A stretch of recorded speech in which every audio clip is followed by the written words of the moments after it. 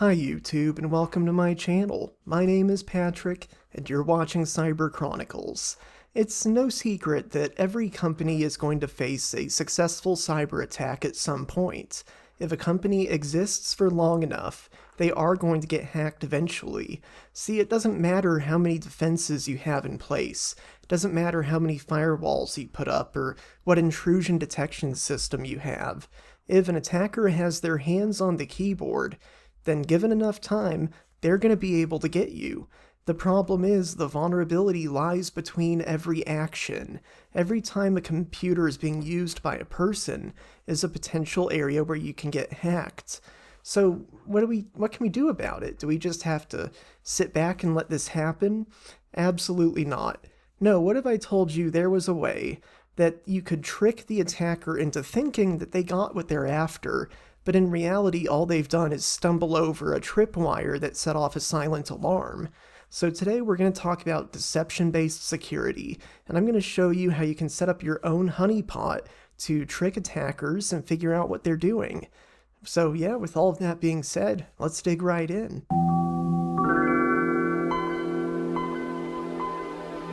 Okay, first we need to talk about what is deception-based security. I call it meeting attackers where they are. So what is that exactly? Well, the idea behind this is that attackers follow the path of least resistance. Their goal is always to get your most valuable data, but do it as quickly and as easily as possible. We can abuse this behavior, because the thing for attackers is that time is equal to money for them. And so if they have to spend a bunch of time hacking you, why wouldn't they spend less time hacking someone else? But like I said, we can weaponize this against them. So here are some examples of deception-based security. Let's say you have a honeypot account. It's an account that should never be logged into, and if someone tries to log into it, then that should set off alarm bells. You make it look like a valuable account, usually like a service account, something that'll have elevated privileges like a backup agent, but you take an account that's totally benign and has access to nothing, and you set it up so that when someone tries to log into it, it sets off an alarm and tips you off that something is going on here.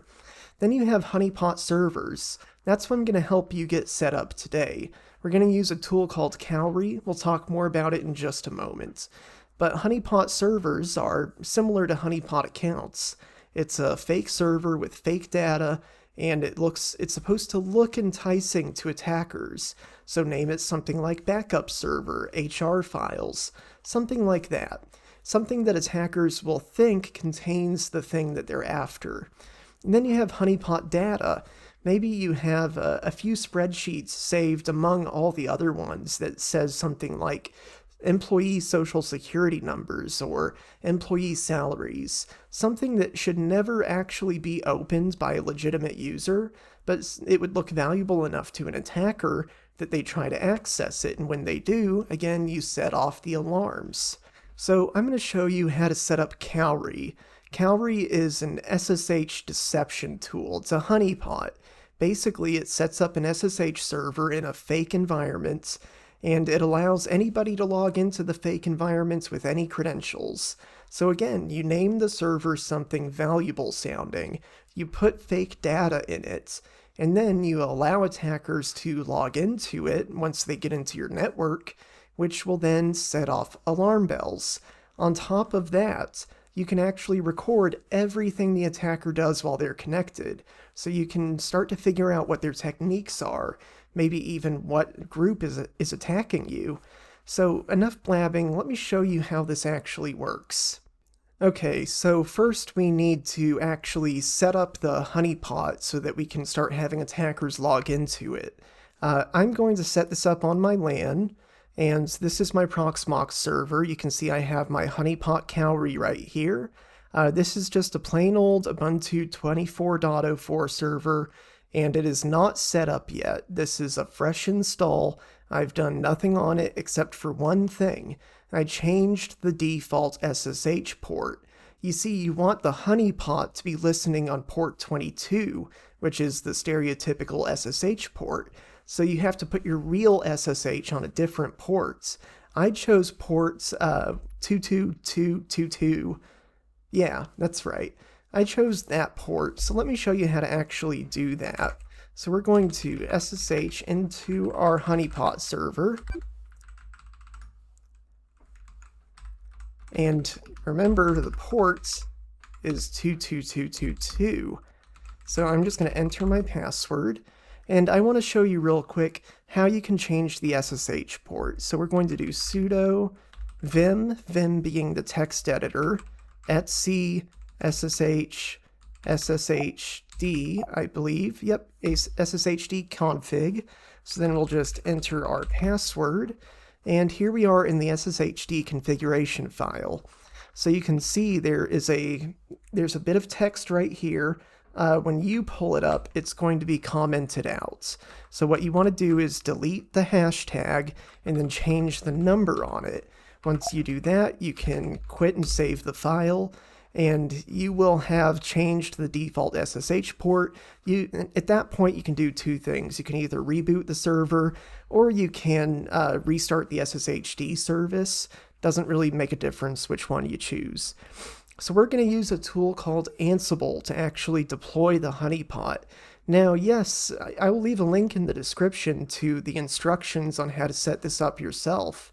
However, those are the instructions to do it manually. I'm going to show you an automated way that you can deploy it that is very easy to replicate. So I have a file that I've prepared here. Let's see. Yep. I have a file that I've prepared here. This is my Ansible playbook.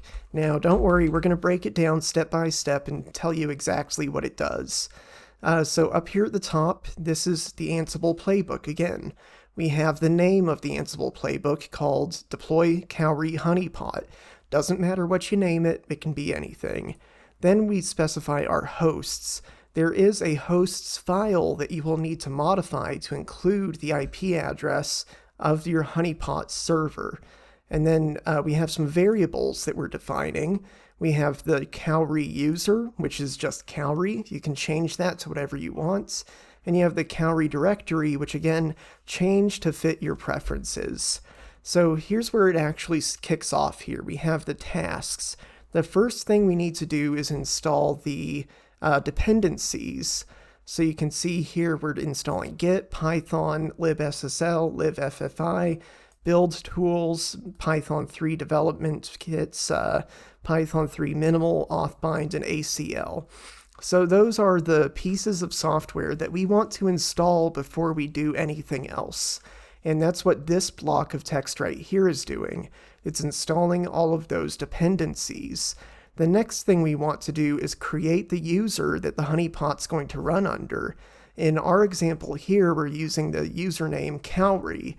And you can see under name, it has this weird bracket and quotation marks. That's because it's calling the variable. If we scroll back up here, you can see we defined that variable Cowrie user to just Cowrie. So by calling it right here, we are automatically pulling down that username that we defined above. Same with the home directory. We're just simply specifying that we want to use the variable that we called above. The reason that I have it set up this way is because it makes it easier to change the username. It makes it easier to change the directory it installs into, because in this circumstance, you just have to change the two variables up here, and then the variables are called everywhere where they're mentioned, so it automatically applies those changes for you. So that's what this block is doing. It's creating the Cowrie user and creating the home directory that it's going to use. Then we need to essentially make sure that this temporary directory exists, because that's where we're going to store some of our data. Again, we're putting the owner as that variable, Cowrie user, and then we have the mode. These are the file permissions that are going to exist on that directory. And then we actually pull down the code that's going to actually deploy the Cowrie honeypot. So you can see we are checking out the Cowrie repo. We're becoming the Cowrie user, and then here's the repo that we're cloning. Here's where we're putting it. Here's the version we want. Here's force. This is going to ignore any errors and continue downloading it. Then we have to create the Python virtual environment. Cowrie is written in Python, and it depends on Python to create the fake environments that the attacker is going to log into. And so what's going on here is the attacker is going to log into a fake shell. It's a fake Linux terminal that mimics the real thing, but it can't actually run executables. So that's what this is. It's creating that fake environment that the attackers are going to log into. Then we have some settings to configure Cowrie here. Again, this is something you'd want to change in your own setup. Then we have a couple more things. We're basically telling it, hey, you can use port 22. That's essentially what that is doing. Then we're installing Cowrie. This is where the installation actually happens. And then, you install Cowrie, fine, that's nice. You can manually start it, but ideally you wouldn't have to go in and start it every time you reboot the server. So there's a few ways that you can go about making it persistent. You can set up a cron job, or you can do what I've done here, which is create a systemd unit file. This basically creates a bit of code that the server will run on a specified trigger. In this case, we're telling it every time you start up, you need to run these commands, and that's basically going to activate Cowrie every time you reboot. And then finally, we need to tell Cowrie to listen on port 22. Again, that's the default SSH port. You want to change that before you install this software. And then, of course, we have the bit of code that's going to start Cowrie and actually get it up and running. Okay, so now that you have an idea of how the code actually works, let me show it to you in action. So we're going to do, let me clear this, and then we're going to do Ansible playbook. Then we will do Ansible playbook.yaml. I have it in this directory. And then after that, we're going to do tac big K. Now that's going to ask us for our password, which we'll enter now. And this is the Ansible playbook that I just showed you in action. So right now what it's doing, as you can see, is it's installing the required system packages. If we look back at our code, go up a little bit here, you can see install required system packages, install required system packages. So I'm going to let this cook for a minute, and once it's done doing its thing, I'll come back and we can pick up where we left off. Okay, and our Ansible playbook has ran, and you can see everything was successful. So you can see all these things where it says that it changed something, that's where it was applying those settings. Everything where it says it's okay, those settings were already in place and good to go. That's the cool thing about Ansible, it's declarative. You're declaring the state you want the server to be in, and then it figures out how to get it to that state for you. Really cool technology. So now that we have this all set up, how does this actually work? Well, if we try to connect to the server on port 22, which is just the default ports, we will say yes, and we'll enter a password. It can be any password, it does not matter. And as you can see, it looks like we've logged into the server, but remember, I'm connecting on port 22, which is our fake SSH server. The actual real one is on port 22222. So now we're in the fake environments. We can do ls, we can do cd, we can look around, we can go into boot, we can do whatever we want here.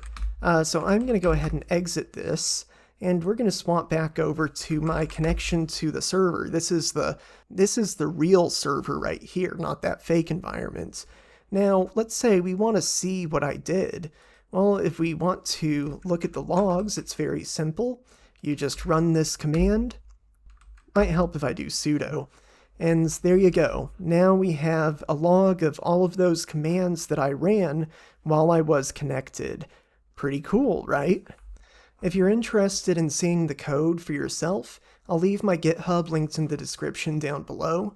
It's much easier to set up Cowrie this way than it is to do it by hand, especially if you want to set up, like, say, a dozen servers. You can do it all at once this way in a repeatable fashion, or you can spend hours clicking around and typing out the commands yourself. I'll let you be the judge as to which is more efficient. Anyway, if you liked this video, consider liking the video. If you want to see more content like this, then you hit the subscribe button. If you didn't like the video, then leave a comment and tell me why. I genuinely want to hear your thoughts. So anyway, thank you for watching, and I'll catch you in the next one.